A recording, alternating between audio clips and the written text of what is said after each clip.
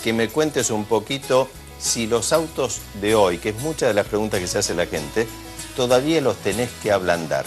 ¿Hay que ablandarlos? ¿No hay que ablandarlos? No, esa era una vieja costumbre en los viejos autos que hasta venían con un cartelito en ablande. En ablande. Los Fiat, por ejemplo, decían ablande. Es cierto.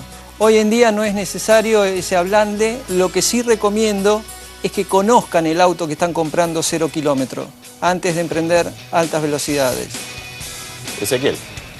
No, estamos viendo el tema de los neumáticos y la presión correcta. ¿Cuál es la presión correcta que tiene que tener un neumático y qué pasa si no estamos utilizando el neumático en la presión indicada?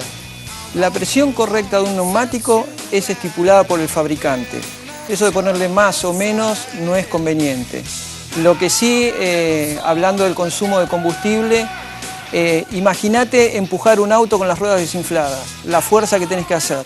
La misma fuerza duplicada la puede hacer un motor que va transitando un auto con las ruedas desinfladas.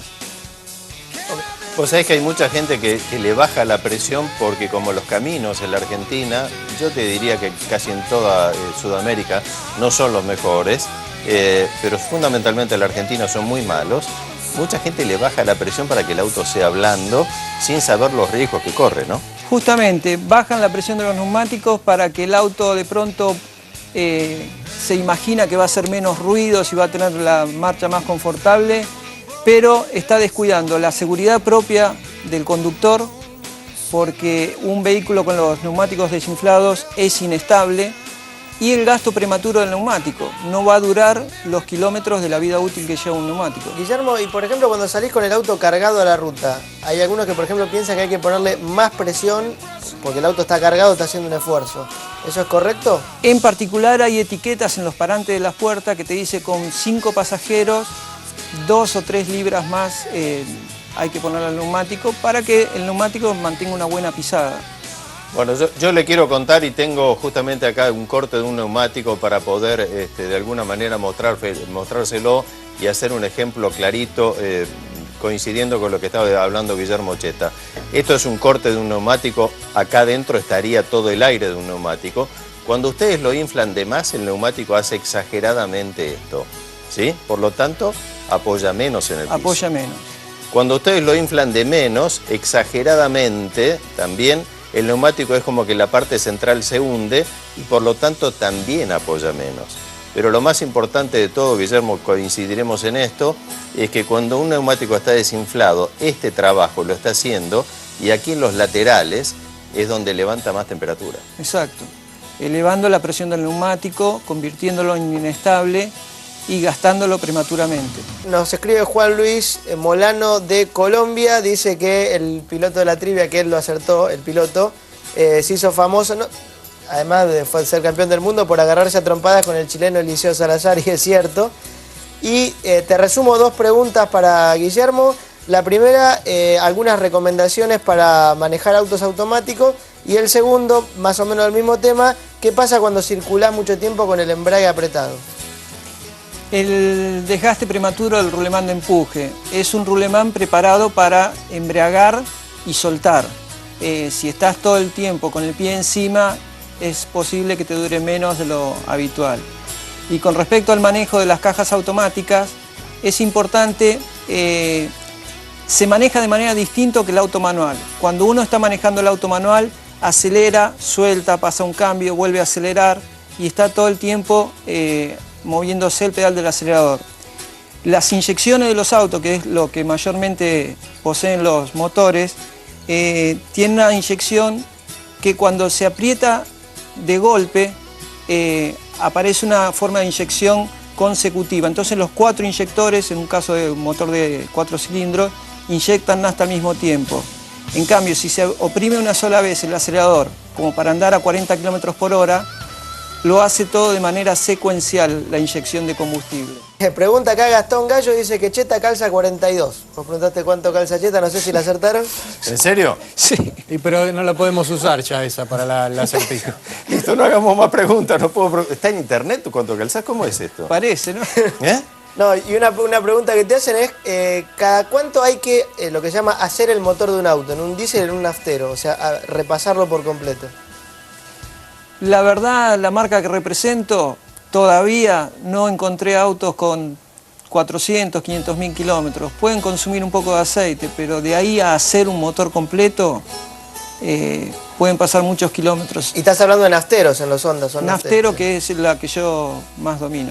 Yo creo que es importante decirle con este tema del cuidado de la ecología y el cuidado del consumo también de combustible, Guillermo, y espero coincidir con esto, que a esta altura del partido ya no conviene ponerse a calentar el motor del auto. Cuando usted lo pone en marcha, suavemente salga de su casa, suavemente salga de su garage y recorra los primeros metros o los primeros kilómetros con mucha tranquilidad, pero no se quede con el motor en marcha calentándolo, es una ridiculez. En conjunto, Renault Argentina y A Todo Motor estamos tratando de hacer algo por la ecología, estamos armando una campaña sobre el tema ecológico y Ezequiel les va a contar en esta nota cómo hacer para consumir menos combustible. De eso se trata.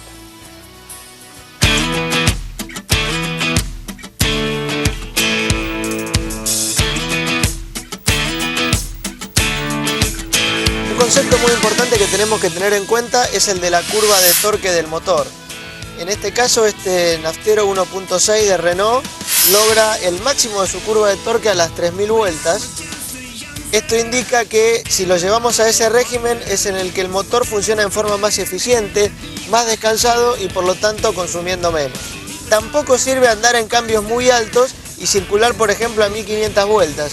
En ese régimen el motor también va a estar haciendo fuerza innecesariamente y por lo tanto consumiendo más combustible.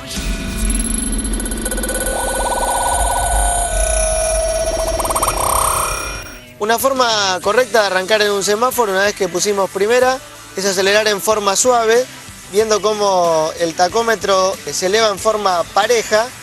Cambiamos a las 2000 vueltas, no es necesario con la primera marcha llegar tampoco a las 3000.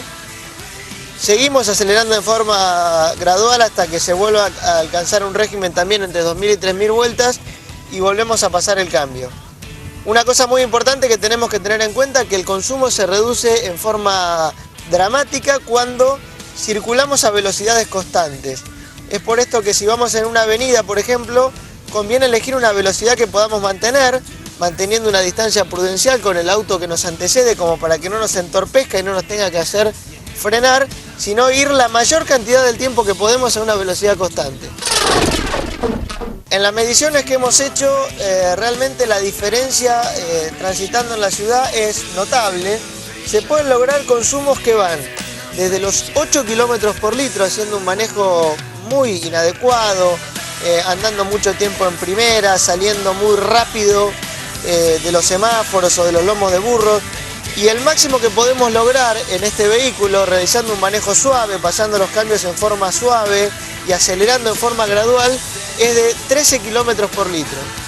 Lo que implica más o menos entre un 20 y un 30% de menores emisiones de gases contaminantes en el andar diario. Como estuvimos viendo, los conductores, más allá de lo que hagan las terminales, los conductores podemos llegar a ser responsables de hasta un 20% menos de emisiones de gases contaminantes. Esto tiene por un lado lo bueno de no agredir tanto al medio ambiente y por otro es un ahorro de combustible y de plata a fin de mes realmente fundamental, y vamos a seguir durante los próximos programas probándolo en la ruta, probándolo en condiciones cuando por ejemplo no se transita con la presión correcta de los neumáticos, y las diferencias que van a ver que logramos en las mediciones de consumo son notables entre hacer las cosas correctamente o incorrectamente.